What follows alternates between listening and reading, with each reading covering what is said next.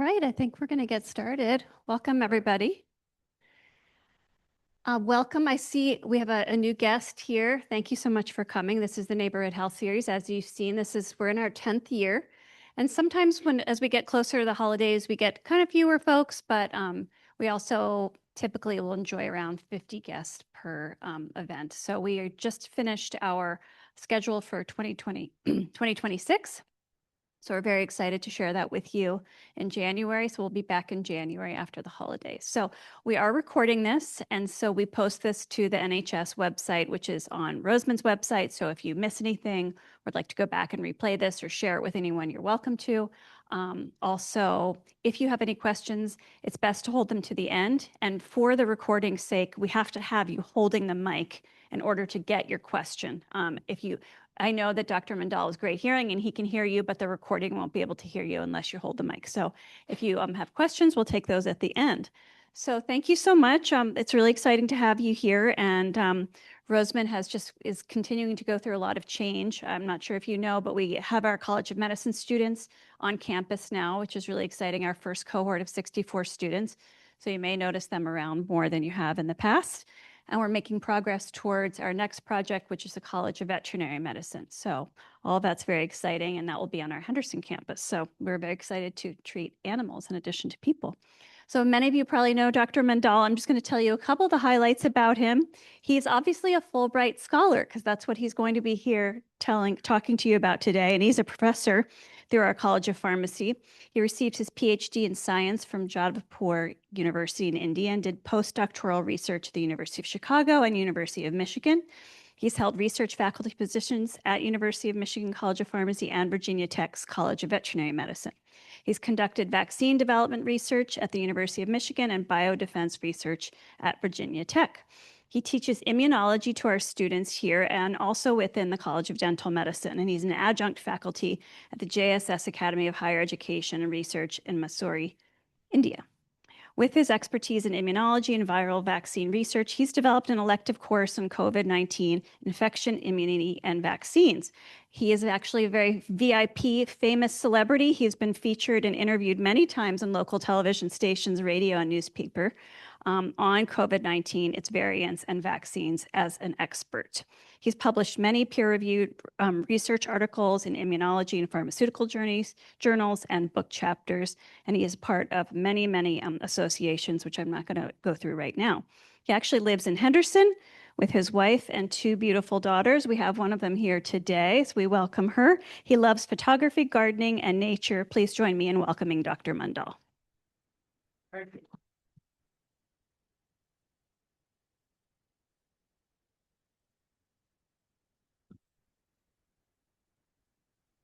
Thank you, Vanessa, for that extensive and kind introduction. Yeah, as Vanessa mentioned, that NHS, this seminar series, is very dear to many of us, including me, and she's the pioneer. Vanessa started this program about 10 years back with a goal that let's discuss some of the things that our expertise that we do well, and professors usually like to chat a lot. Let's get another set of audiences kind of captive. And I'm really grateful for this platform and this opportunity to discuss some of the things that I have learned professionally. And today, I'm not going to talk about my expertise, which is immune systems, immunology, etc. But with that background, what I have been able to achieve, getting 2 successive years Fulbright Awards in 2022 and 2023, and what Fulbright is all about, what it brings to US citizens, and what US citizens can do outside US throughout the entire world, actually in 60 to 70 different countries, 140 to be precise, and it's expanding towards 160 countries in the world where Fulbright scholars, Fulbright alumni go to work. And before I begin my talk, here is a thank you note to our great sponsors over the years, Clark County Credit Union, through their generous sponsorship. we've been able to maintain this platform, and we are always thankful for them and looking forward to their continued support to our program, including this one. So let's talk about Fulbright program. So as you may have aware or attended, if you have attended any of these seminar series, we begin with a learning outcomes or objectives. That's Roseman way of teaching our students. Whenever I go to teach a course in different topics within my expertise, we will always have learning objectives or learning outcomes, and our presentations will cover those outcomes. And today we learn about Fulbright program, what it is, how it is administered, and its goals, why it was created, what it does, and what it wants to do currently and in future. And we'll end with a little bit touch what I have been able to achieve within that program, and touch briefly on Roseman University as an institute of higher education in this valley. It's some success and acknowledgement of that success. You see those two beautiful photographs. The top one is in Zamalek Island in Cairo, where I used to live. That was literally 1 block away where I lived for 4 months serving as a Fulbright scholar in Egypt, Cairo. That was one morning. I was doing my morning walking and jogging along River Nile. That is River Nile. Sun was rising, and that's a beautiful, glorious sunrise. And down below, a few years back, I went to western part of India, another beach town, Goa, BITS Institute of Science and Technology, Goa, Pilani campus. And that was one of the beaches I did go, and that's a beautiful sunset there. So as a Fulbright scholar and alumni, I have been fortunate to travel all over many places in the world, not all over the world. But let's understand what is a Fulbright program. Fulbright program was initiated by William J. Fulbright, who was a senator from Arkansas in 1944. In 1946, he passed a legislation that is US Fulbright Program, and US Fulbright Act was passed in 1946, and it still runs after 75 years.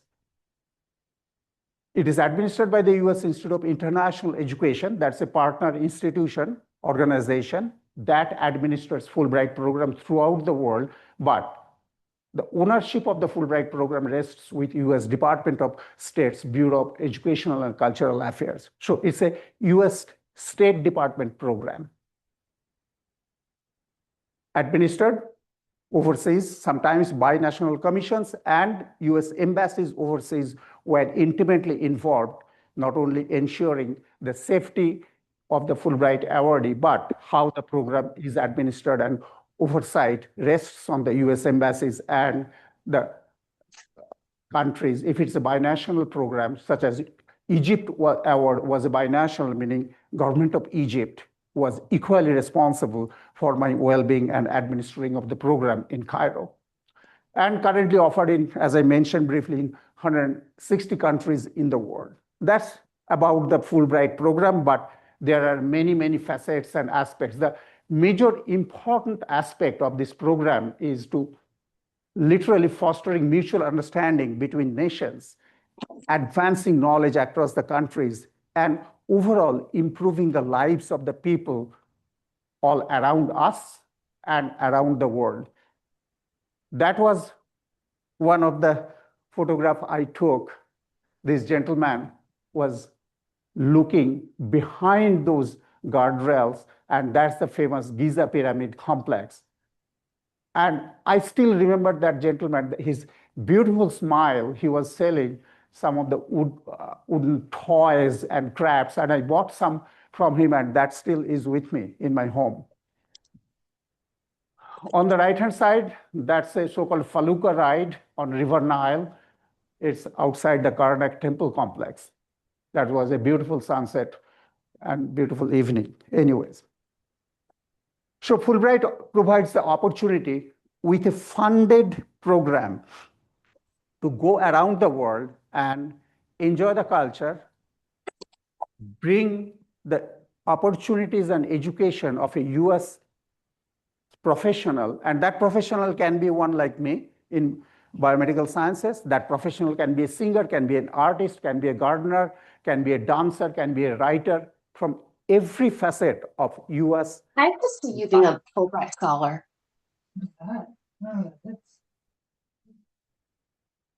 Okay, sure. From every facets of US citizens and their expertise, they can write a Fulbright application. And if awarded, they can go with the Fulbright scholarship in different parts of the world, boosting critical thinking, problem solving, and that will advance their research collaboration, that will expand their worldview, how things are working or how things are done outside US. And essentially, we, the Fulbright awardees, scholars, awardees, we represent US, the best of US that can offer to the world. And we were specifically kind of trained and coached to behave like you are the ambassador of US cultural, educational exchange program. You are the ambassadors. You bring the best that US has to offer to the outside world. So these intercultural experiences, collaborations, and expertise, that's all about the Fulbright, meaning what I do with my students, I was fortunate enough to bring that teaching, mentoring students, engaging students in their academics, research, to students in India, to students in Cairo, in Egypt. That's all about Fulbright, and that's me.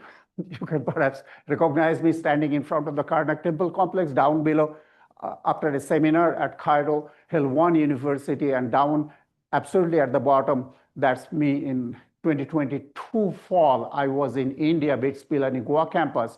We were organizing a COVID-19 pandemic. We are just coming out of a COVID-19 pandemic city.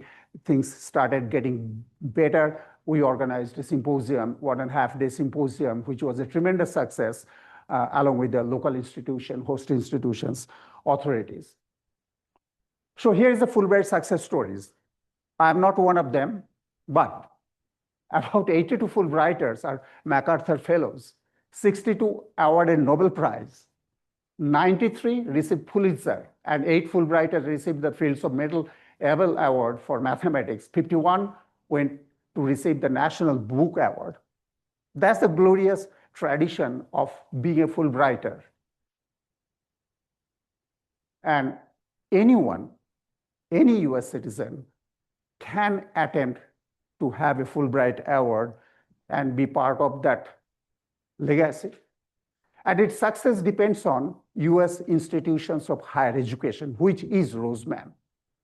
Essentially, what I wanted to tell the story that yes, Roseman being a small, private Institute of Health Science focused institution in Nevada still can produce Fulbright scholars. They go out in the world, work internationally, and bring some accolade for the institutions. These institutions of higher education are the key allies.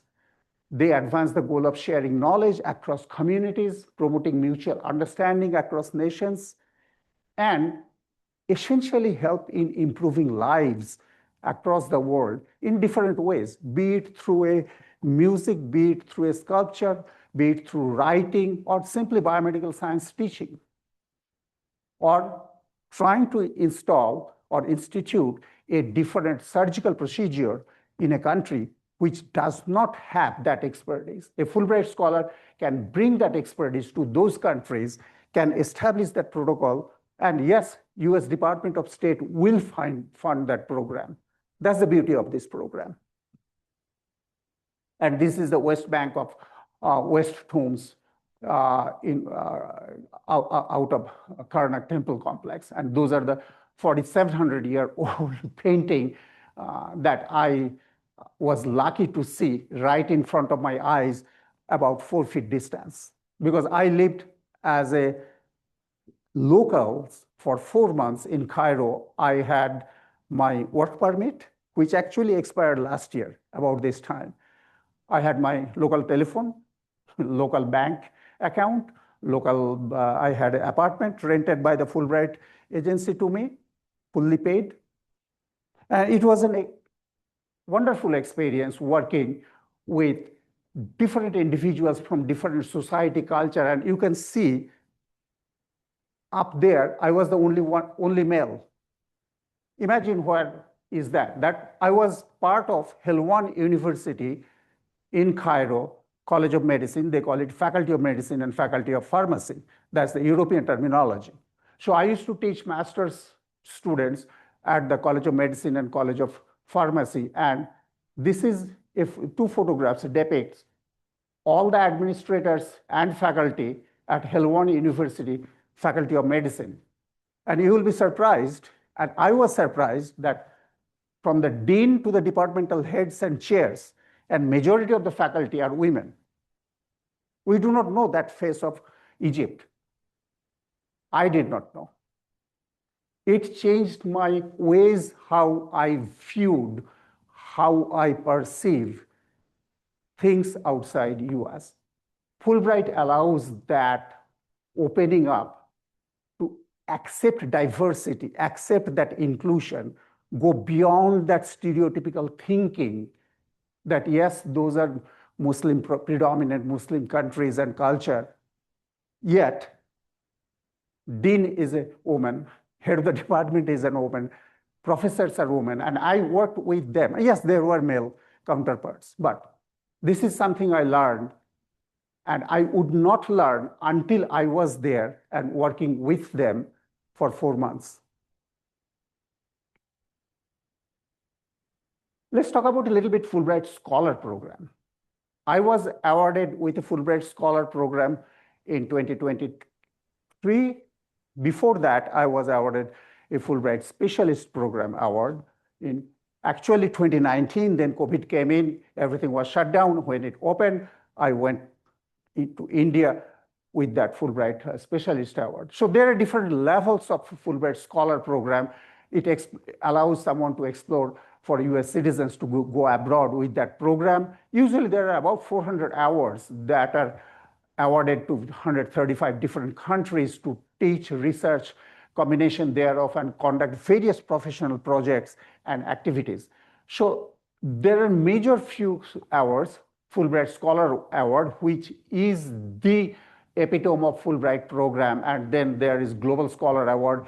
Very recently, Arctic Initiative and Amazonia, learning, doing research, and working in Amazon rainforest and preserving the communities, preserving the nature and the biodiversity, etc. That's the focus of Fulbright Amazonia project. So Arctic Initiative and Amazonia, these are the very recent Fulbright offerings. But other than that, Scholar Award and Global Scholar Award are the mainstay of Fulbright Scholar Program. And that's me standing at the very entrance of Helwan University in Cairo. I'm reaching there early in the morning to teach a few courses that day. And on the right-hand side, in 2022, I was in Bits-Pilani Goa campus. I was teaching those not so interesting T-cell, B-cell activation and receptor, etc., molecular immunology courses to the students of master's program. Administrators, such as Vanessa, such as President Kaufman, or many other administrators at Roseman, they're well qualified to apply for a Fulbright Administrators Award. There are many. They have to write an application, submit an application. This is open for US higher education administrators to learn how countries outside US, maybe they will go to France or Germany or Japan for a 2-week program and participate as a Fulbright International Education Administrator Seminar. And they can learn how internationally educational field works, learn about the host country's education system, establish collaboration, bring something back, and gain a cross-cultural perspective. that may open the door for future academic collaboration. So there are opportunities. It's not limited to a faculty. This is a very diverse program, and there are opportunities. I'm also a Fulbright liaison for Roseman. I will get to those information later on in my presentation. I get solicitations. Do you have anyone interested in applying for those Fulbright International Administrators Program? Think about it. We can always. So here is a little bit information about the Fulbright Specialist Program. There are 400 plus projects implemented on an annual basis. Host countries are about 160. Eligible disciplines focus area are lot, 24. Ranging from music, education, culture, basket weaving, through improving people's lives, through coming up with medical intervention, through hardcore basic science teaching. Anything can be written and subject to be awarded as a Fulbright Specialist Program. The Specialist Program is for a short time. It's usually about 4 to 6 weeks time. One is encouraged to identify a host institution, but it's not a requirement to submit an application.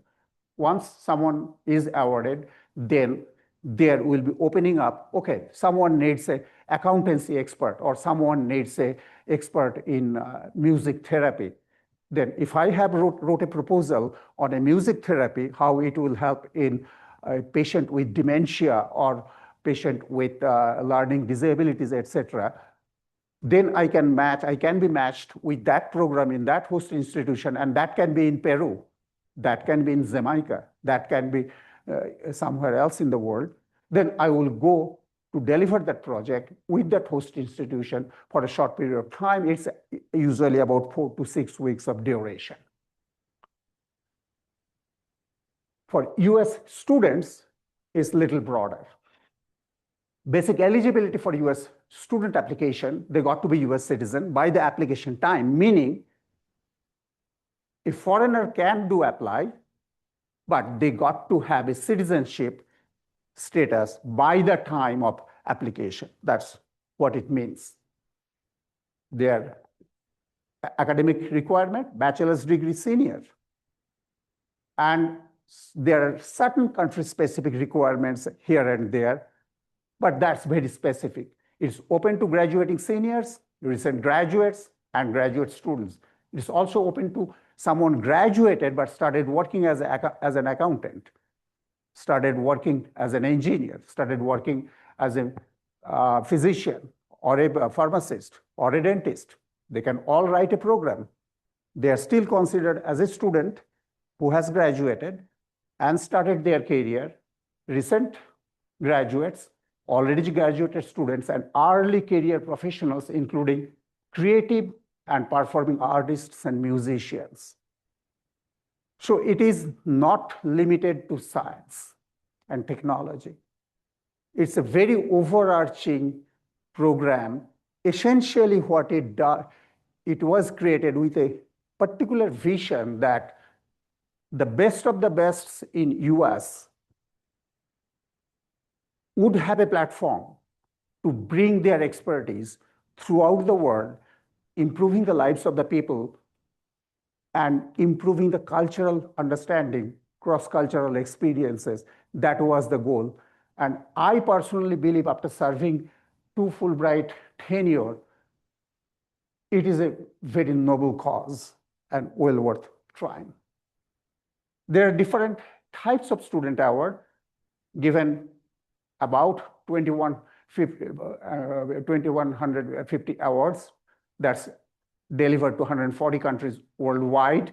And out of the 2,150 awards, about 900 plus awards have a duration of 6 to 12 months that's focused on research study and doing somewhat project-specific work abroad.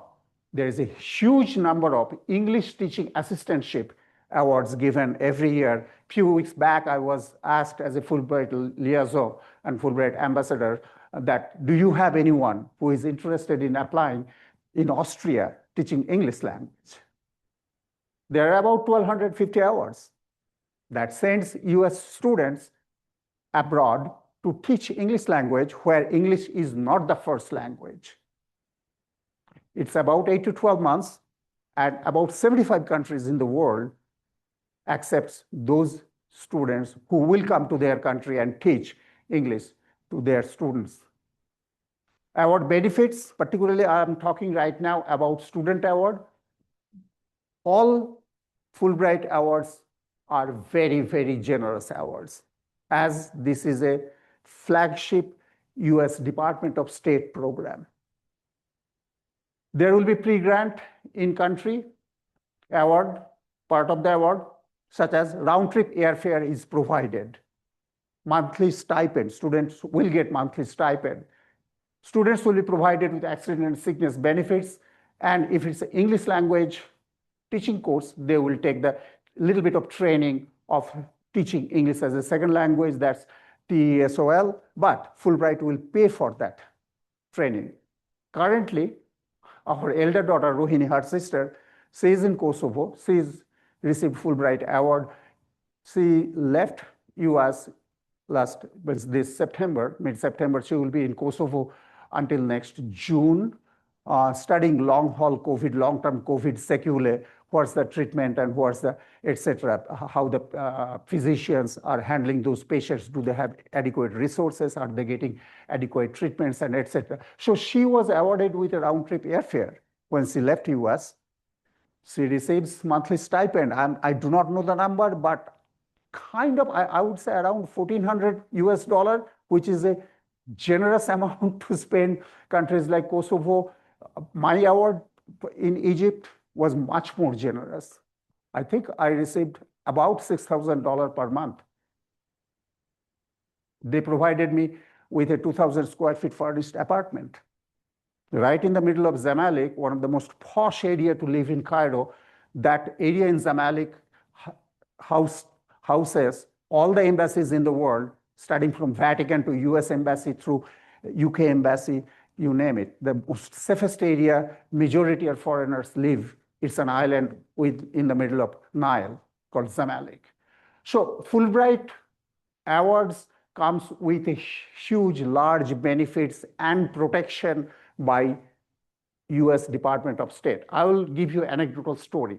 The time I left for my award, reached Cairo, within 15 days, 2 weeks, the war broke out in Gaza. Within 2 weeks. Before that, we were briefed by US Embassy's security chief, and right after war broke out, next day, we were again huddled over Zoom to go through the detailed security procedures, and lots of do's and don'ts were given to us. We were not allowed to take a public transportation.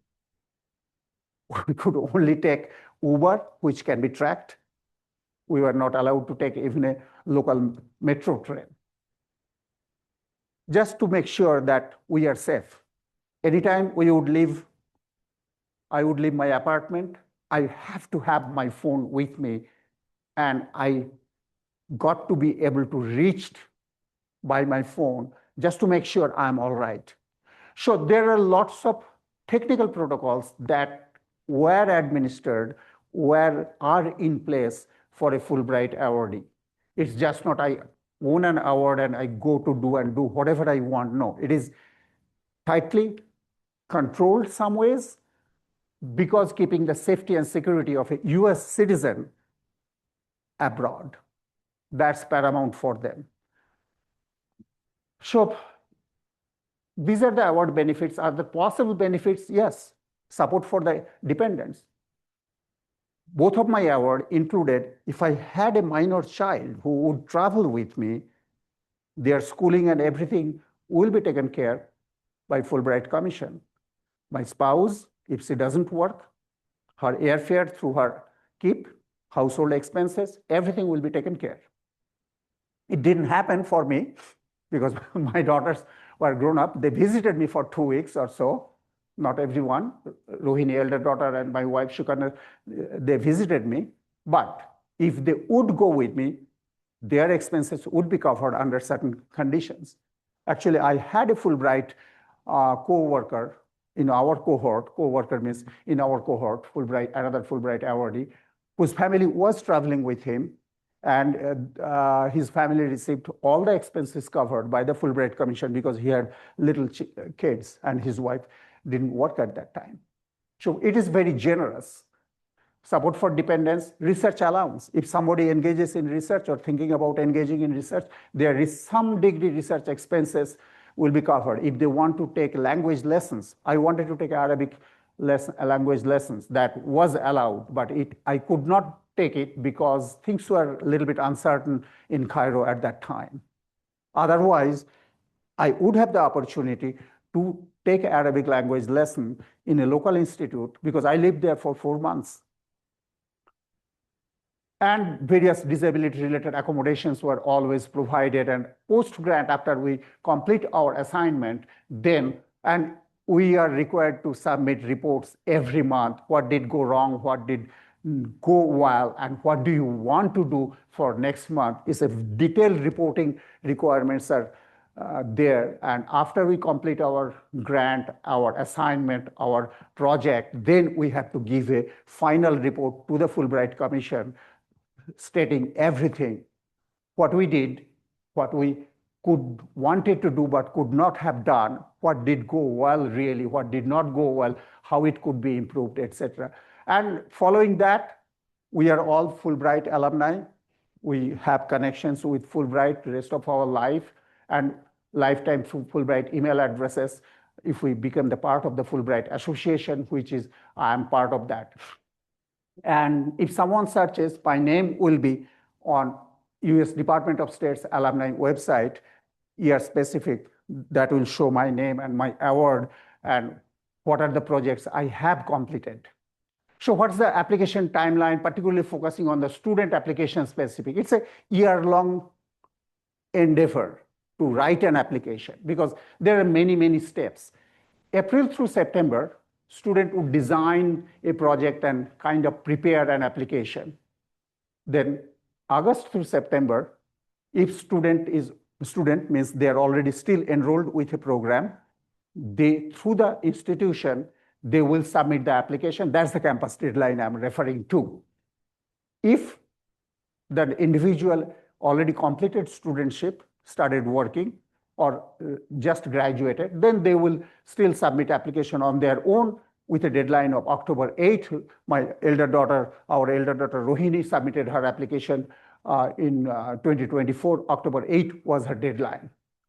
Then it enters the review of the applications through November and December, and sometimes it continues. Like I'm a part of the reviewer now. Since I have served twice, they approached me, can you review other applications, particularly student applications? So 2 weeks back, I finished up my final sets of review for students and faculty, junior faculty also. Then January through May next year, these review results will be known. And by March through June, upon consultation with the host country's embassy or Fulbright Commission, the awardee will be notified, hey, everything is all right. You start packing your bags and we'll give you a start date maybe end of July or mid-August through September. It varies between country to country and the project I have written, one has written. There are many small nuances in determining the date of beginning of the program. But this is kind of overall timeline for a student application. For me, it was Fulbright, first Fulbright Award, Fulbright Scholar Award was somewhat similar, but slightly different in terms of, but it goes through more rigorous review, 2 levels of review in US, and 3rd review happens in the host country where I wanted to submit or where I wanted to go. I submitted an application for my Fulbright Scholar application to go to Egypt. And Egypt happens to be one of the most coveted and toughest award to be received. And I'm fortunate enough that with first attempt, I could convince the reviewers that, yeah, you want me to be there to do what I plan to do at your institution in your country. But it's a little more rigorous review, but that's about the timeline. What is the best time to apply for a Fulbright Award? There is really no best time. one has to come up with a very unique and convincing story. I can tell you without going into the details of my application, it requires several different essays. Essentially, first essay is about the applicant, why you want to apply for a Fulbright award, and what made you think that you are the candidate for such an award. So I still remember, I tell this story. So my first line of my application for both the times, most likely, I started with this sentence, quote unquote, I grew up in a small town in India, watching my dad, who was a physician, looking under his microscope, red blood cells and white blood cells. That was my first opening statement. Yes, I did that. That's not a fictitious. I grew up in a small town in India. My dad was a physician.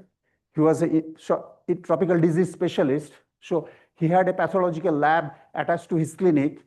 And we were two brothers and sisters. I was the person who used to hang around with him at his clinic. And at the end of the day, he will look into the malarial parasite under his eyes microscope and showing me this is the red cells because that has a ghost appearances, whereas this is the bilobed neutrophils.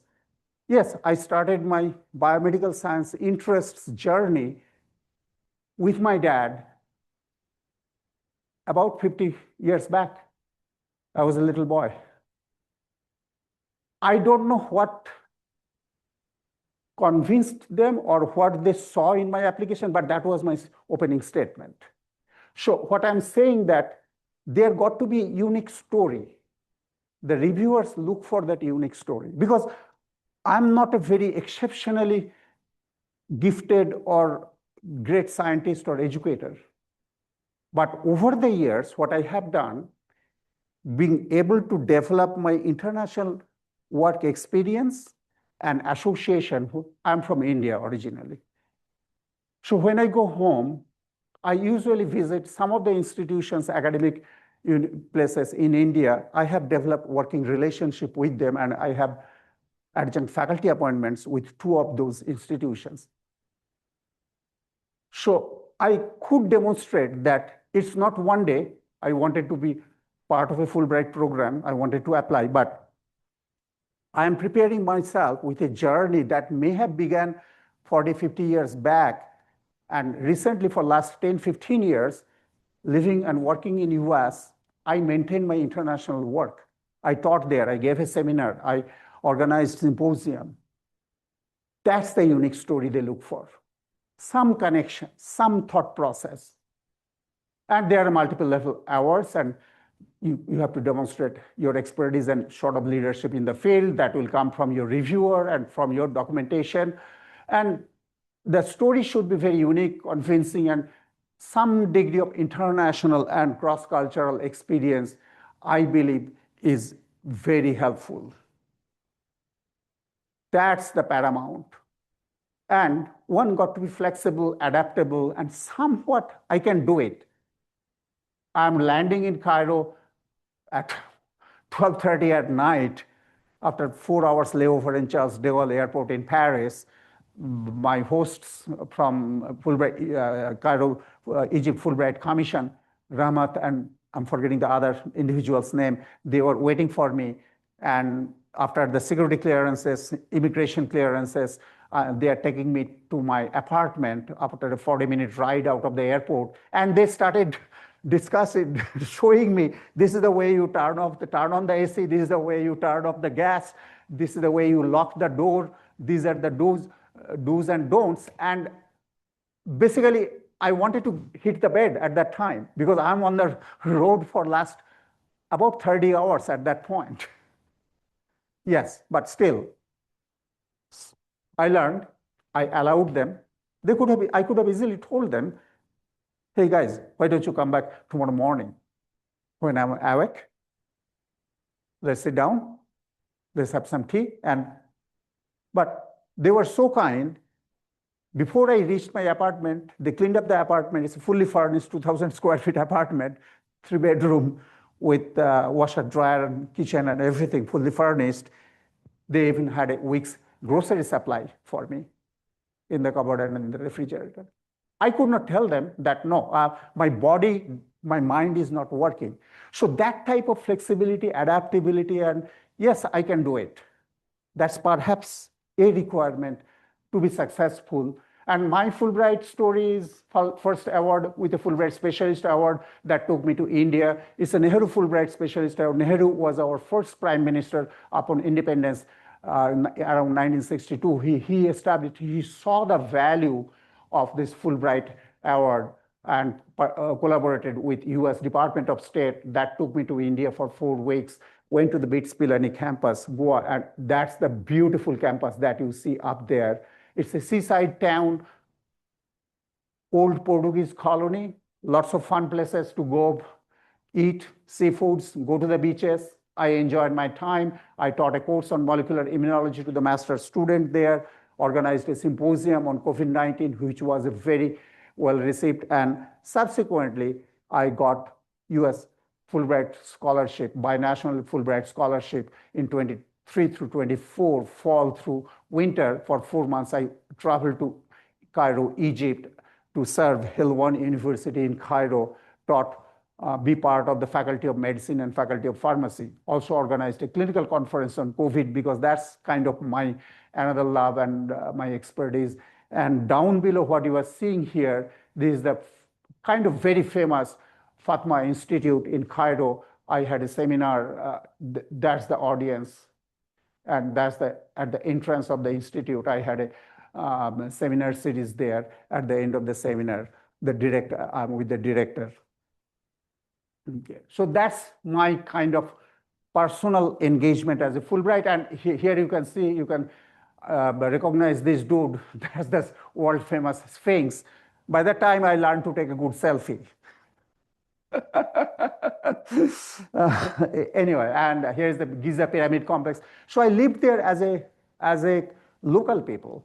I traveled to Giza Pyramid Complex at least 3 times. I would get an Uber, spend the whole day there. I traveled to Karnak Temple Complex, took a flight, went to Karnak.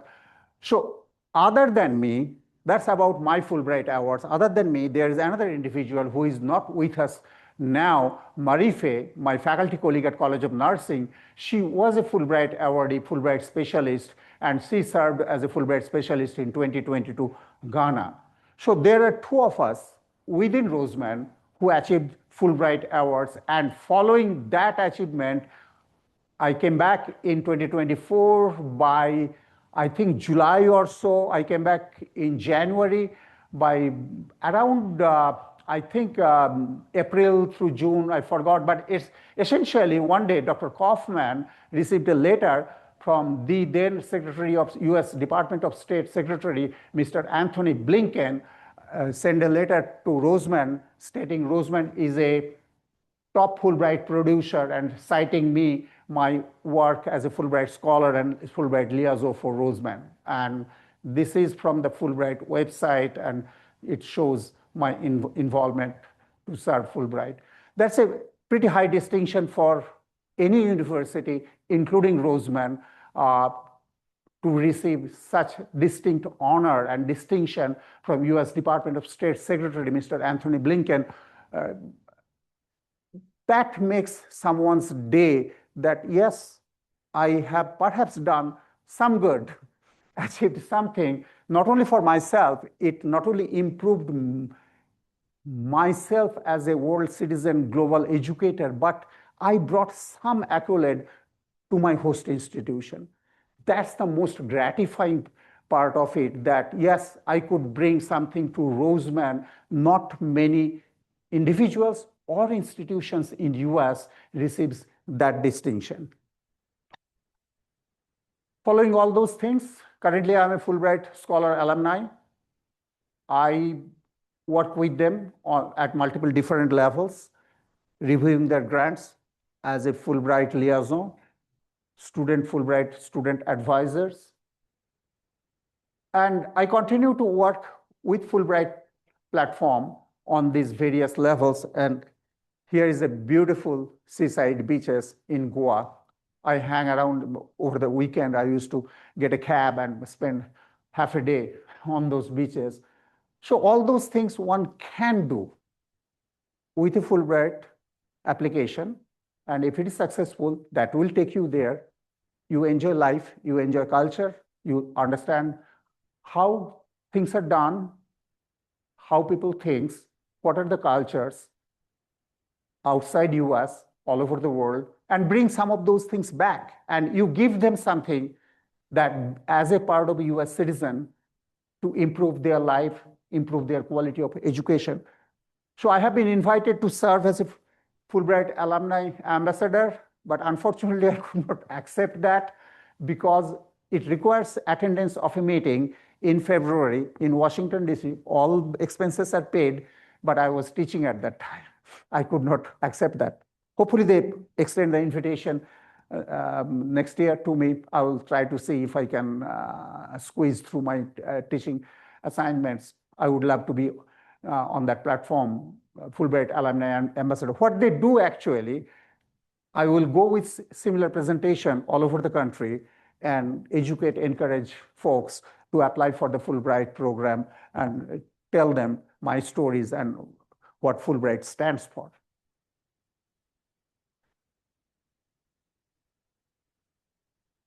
So, what I have achieved. My Fulbright Awards took me to Asia in India, that's my home country, and Egypt in Africa, represented Roseman internationally, develop academic collaboration, and I have been offered adjunct faculty appointments following my Fulbright project delivered in those countries. It tremendously expanded my overall worldview and made me a global citizen. And not only those are words, but I really feel that I can walk into any room, anywhere in the world, and talk to people about what I know, what I do, and what I can bring to them in my area of expertise. That level of confidence, I personally believe I have acquired that through my Fulbright Awards and serving Fulbright on those projects. It made me humble, culturally sensitive, and allowed me to learn to do things in an absolutely resource scarce environment. Just to give you an example, quick. We have a projection system, beautiful system, zooming, etc. Many days I will go to Helwan University to teach my courses at the Department of Medicine and sometimes with College of Pharmacy. With my PC laptop, it has a HDMI connection to connect to a screen. They did not have a HDMI connection. They had a VGA connection, which is about 6 to 8 year old technology. So what do? I still have to teach a group of students. So I would use the desk, prop up my laptop with a few books or sometimes bricks or something, and expand it's a touchscreen computer, expand as much I can with my presentation, ask students to huddle around and make them see my presentation and teach them. But they learned. So that gap, that lack of infrastructure did not hamper my students' learning. They still communicate to me, tell me that, yes, we have learned well from you. So that can do, make it happen, that attitude or that confidence in a scarce, resource scarce situation. You have to be able to make it happen. And that happens when you are thrown into that situation. I have done that. I went to Saqqara, one of the excavation site in outside Cairo, 40 miles away. At the end of the day, my phone died. I could not call a taxi, call an Uber. I did not know how to come back to the city. Started walking. After walking about 2 or 3 kilometers, I found a sort of quasi-resort, realized that there may be someone who can speak English, could communicate to them. They understood my situation. The gentleman was so kind. It's a country, people are so kind, so generous. I am ever thankful for my experience in Egypt. So he tried to call a cab, didn't work. Then okay, there are some local buses, they call it microbus, small minibus type of thing, like 8 to 10 people rides them. He flagged one down. He even given me a local change so that I can pay the bus driver. I told him, no, I have the local currency because I have a bank account in Egypt. I told him, please tell the driver to drop me off as I go close to the city where I can get a cab. Did that. And in the bus, there were 3 other girls. They understood that I don't speak Arabic. They could speak a little bit English. They helped me to get off where I needed to get off. When I went close to the city, they indicated me, you get off here. I got off. There was a cab that took me in Zamalek next to Hilton Hotel where my apartment was. So that type of experience not only enriches one's life, but it makes you appreciate that people all over the world, they have the similar dreams, similar thoughts, and they are good people.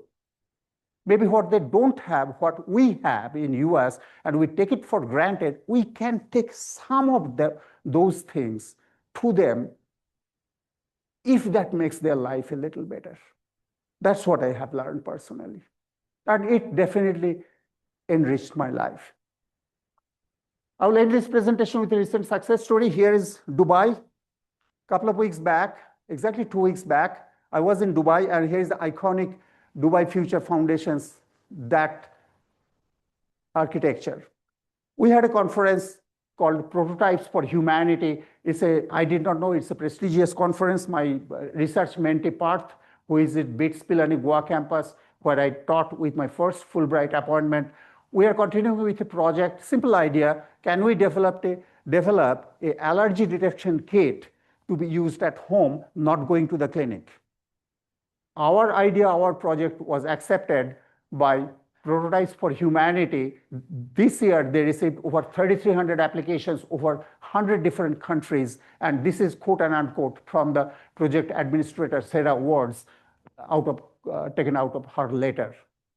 That took me as his professor, fully paid trip to Dubai. I stayed in Dubai for 5 days, attended the conference. I had 2 other presentations there. And here, my mentee, research mentee, and me at the very beginning of the conference. This is another story I will share a little bit. When I lived in Dubai for 5 days, I traveled through Dubai airport for many years as a transit passenger, never been into the city other than airport hotel for overnight stay. What I learned about Dubai staying there, it's a fabulous, multicultural, technologically more advanced than most places in US. Lots of resources, opportunities, and people from all over the world, they come, live, and work in that city. I did not know that face of Dubai. So these type of opportunities one can have experience if we just attempt to expand our horizon. And with these awards, something like that could happen to all of us. Future plans, plan to apply next year for a couple of Fulbright awards, because there is a 2-year embargo that we have to maintain before we can apply for another award or next award. I am continuing to serve as a Fulbright grant reviewer. I do advise students, faculty, and administrators on Fulbright opportunities. I would be happy to help them with their application. And of course, I'm immensely grateful to Roseman for allowing me to take these sabbatical leaves, professional leaves to fulfill my dream and representing Roseman internationally on Fulbright program. And thank you. I will be happy to answer if you have any question for me. Anybody have any questions in the audience or on Zoom? I know I have some questions. Okay, we have a question here in the audience. I'm going to come to you. Here you go. Can you discuss what has been lost with the Doge cuts? I see. Yeah, let's say I may attempt to answer. Do I have to speak on that? No, I'm audible. So the question is, what happened to Fulbright program, perhaps that you indicated with these recent current administration's DOGE, means government efficiency, etc., cuts. Yes, there was a time earlier in this year whether Fulbright program will exist or not. There is a 13-member board that administer. They are citizens of US. They're the people at the highest level of US society. They can be a lawyer, they can be a researcher, there can be a professor, dancer, singer, cultural expert. About 13 of them constitutes the US Fulbright board, and there is one director. When current administration with so-called DOGE initiative to make US programs more efficient, etc., there was severe cut in the Fulbright funding, and everything was put on halt. In response to that, those 13 members wrote to US Department of State's secretary and administration, upper administration, with the hope that at least Fulbright program will be spared. Unfortunately, they did not get a positive, favorable response. That board en masse resigned in protest.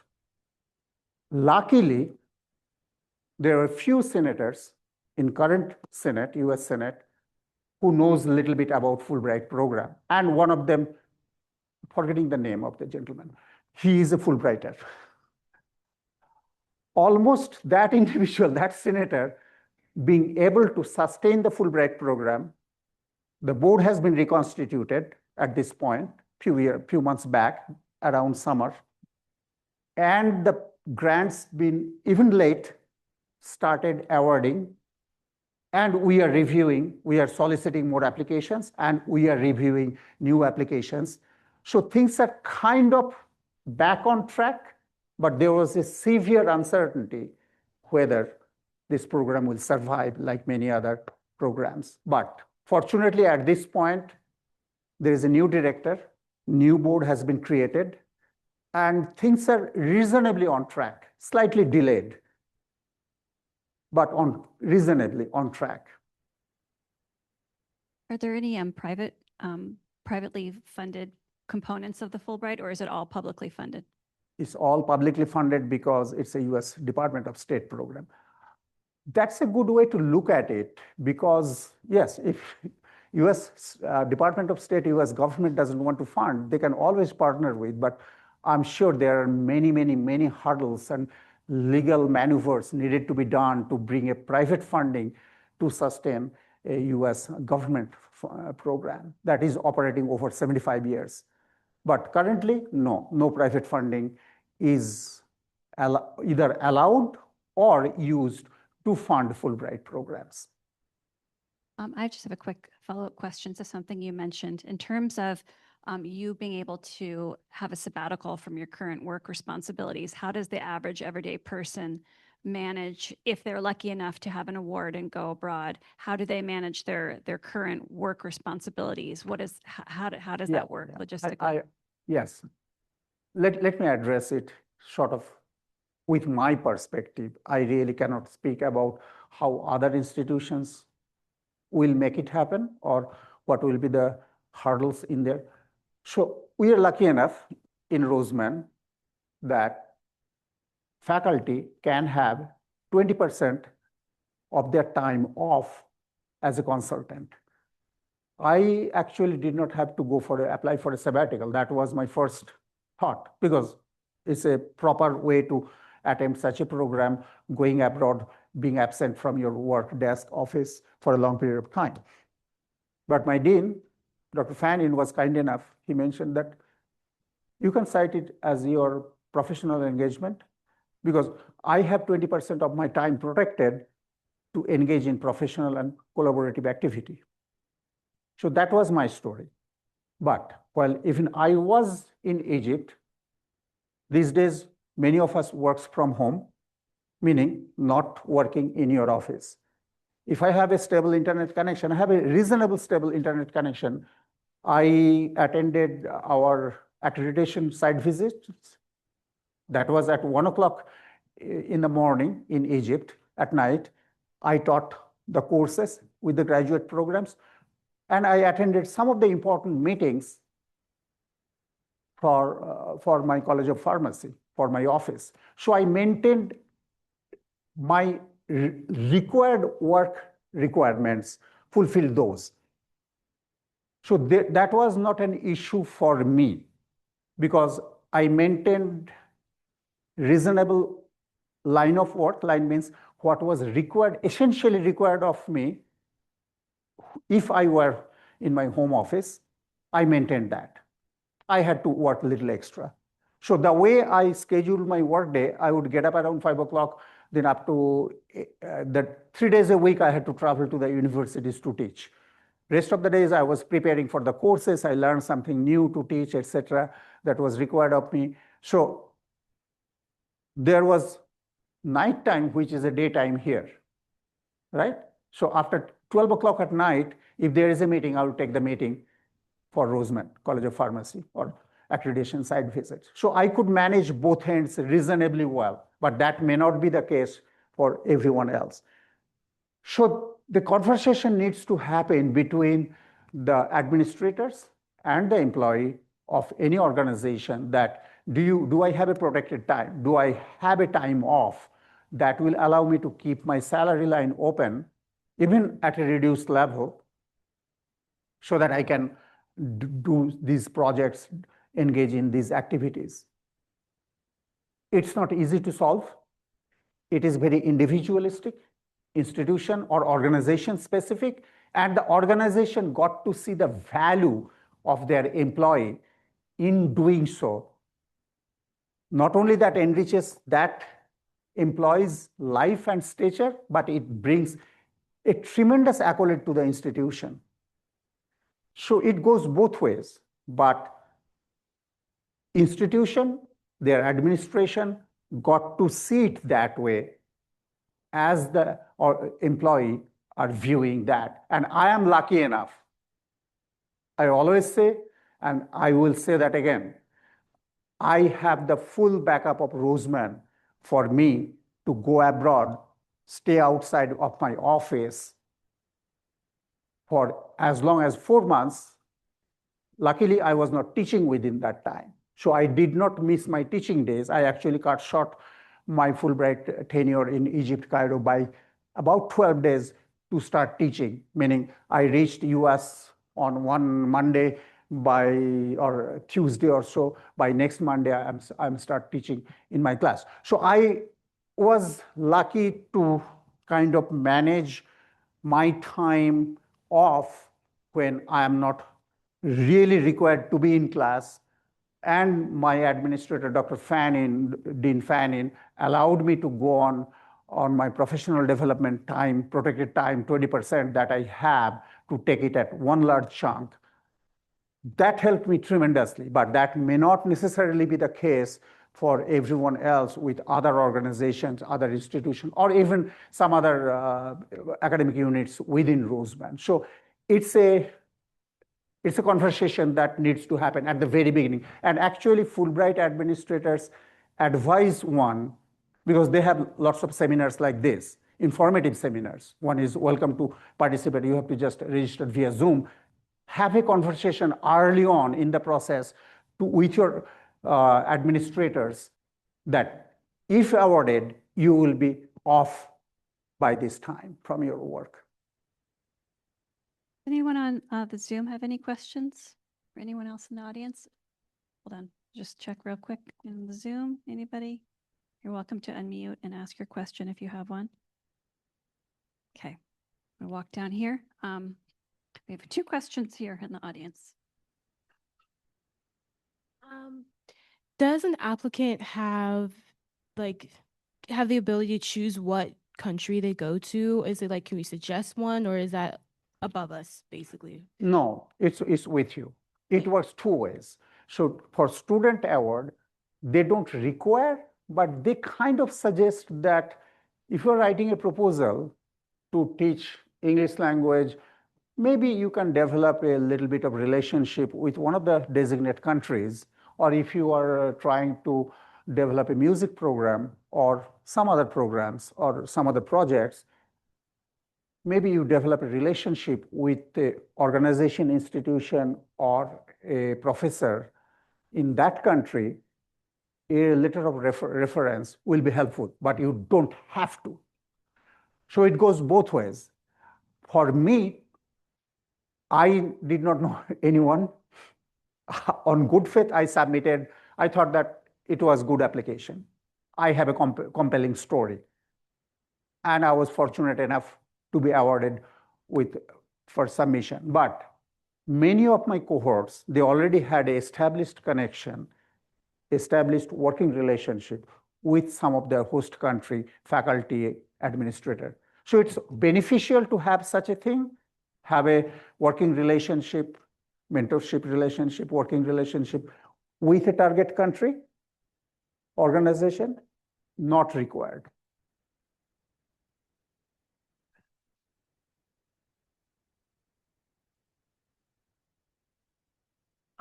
With the exception of Harvard University, other universities have shown no scholarly integrity when it comes to diversity, equity, and inclusion. They have completely folded those programs due to Donald Trump's demands. So how is Roseman University holding up in that regard? So my pay grade is below to answer that question. I might defer that question some ways to our administrators. Maybe Vanessa can chime in, but this is what I can tell.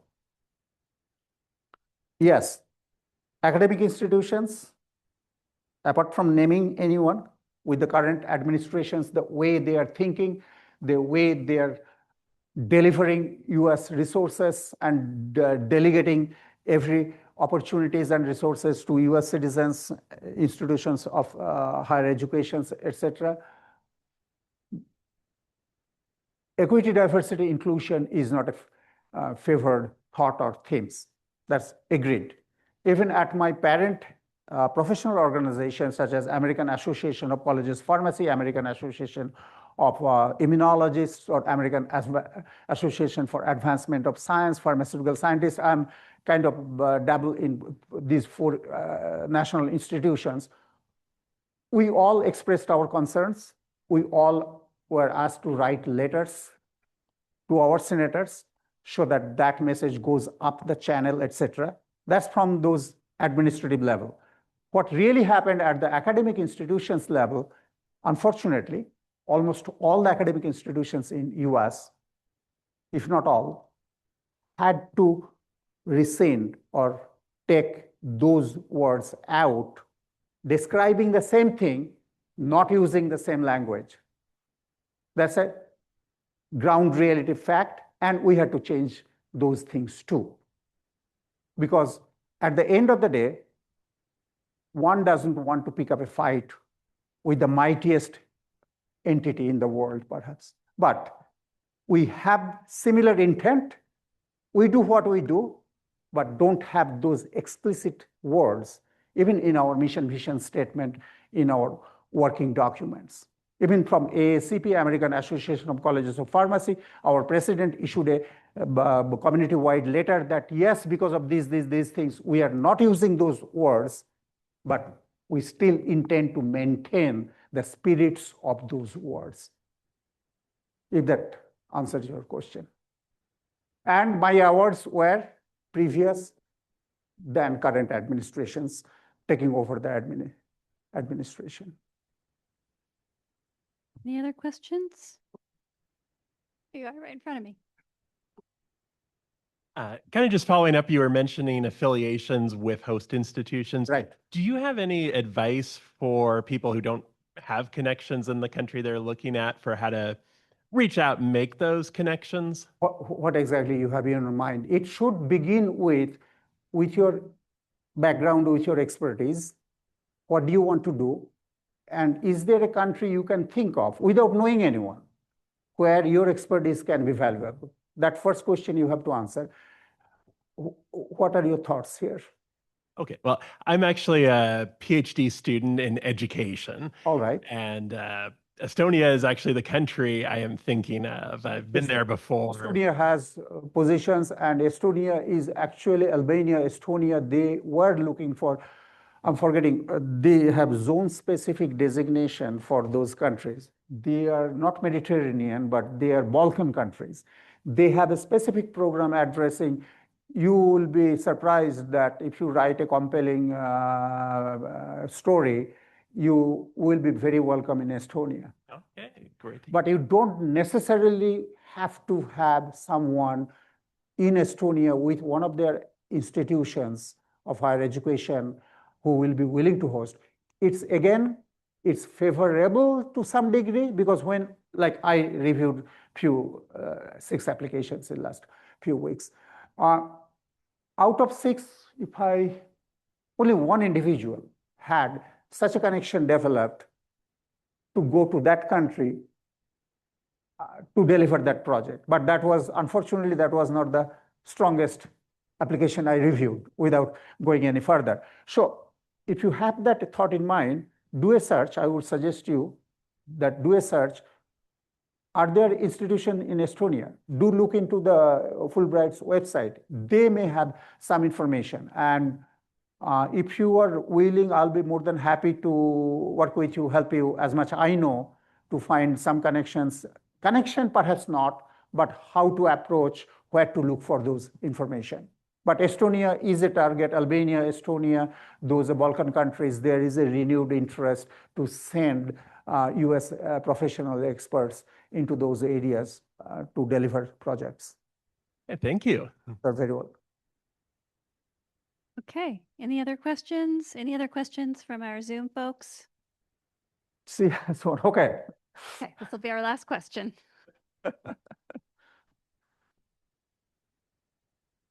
Are you familiar with the Ford Foundation? The Ford Foundation was started up about the same time as the Right. Fulbright scholarships Right. with similar goals. Mm-hmm. Only the Ford Foundation is a private institution, Right. so they are not subject to Doge cuts. Mm-hmm. So maybe the institutions that are subject to Doge cuts could maybe partner with the Ford Foundation and keep their programs going. Yeah, that's a good point. I know of Ford Foundation, never really worked with them. It's out of the Ford family. They are the king of the auto making industry for last, God knows, century in US, out of Michigan. Yes, the Ford Foundation, I know they fund a lot of projects actually, rather hands-on projects that I know of, maybe coming up with a water filtration system, purification system, or making solar panel installation more affordable in sub-Saharan Africa, or coming up with a disease, Ebola or other disease prevention program, etc., vaccination. In terms of the project types, I was thinking I know that Ford Foundation funds some of those things. That is a good opportunity, but there are many other philanthropic organizations, starting from Gates through Fords through many others. There are organizations, but what happens with those organizations, this is what I never attempted, but this is my working experience, not working, but understanding level regarding those organizations is that you have to have a really kind of a little coming from a big organizations, well-known organizations with lots of credentials, pre-established working relationship, etc. Other than that, it's really hard to break through those shells. Whereas US government's programs, they have a little bit hierarchy, etc., but they are more open, they are more approachable, they are more achievable. That's the way I would say. But Ford Foundation does provide lots of supports through technological improvement, improving lives throughout the world in many different countries. They do, absolutely. Anybody else? I think we're wrapping up. Can we give a warm round of applause for Dr. Mandal? Thank you. Thank you very much. Thank you, and thank you everyone on Zoom. We will see you next time. Bye-bye.